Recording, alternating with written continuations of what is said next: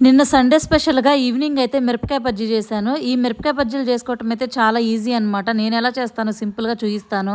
2 స్పూన్ల శనగపిండి తీసుకొని జల్లెడ పట్టుకోవాలి. తర్వాత దాంట్లోకి కొంచెం పసుపు కలర్ కోసము, ఉప్పు, కొంచెం కారము, ధనియాల పొడి వేసుకున్నాను. చాలామంది కూడా బియ్యం పిండి కూడా కలుపుతారు కదా క్రిస్పీగా ఉండటానికని చెప్పి.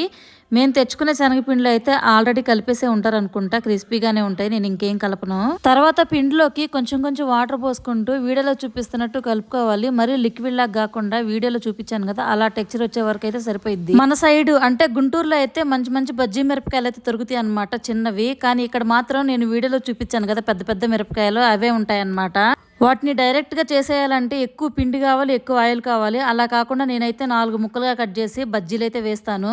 బయట నుంచి తెచ్చుకున్న బజ్జీలైనా ఇంట్లో చేసుకున్న బజ్జీలైనా కానీ డైరెక్ట్గా అలా తినేయకుండా మధ్యలోకి కట్ చేసుకొని ఇట్లా ఉల్లిగడ్డ ముక్కలు కొంచెం నిమ్మకాయ రసం పిండుకొని తింటుంటే టేస్టే వేరనమాట.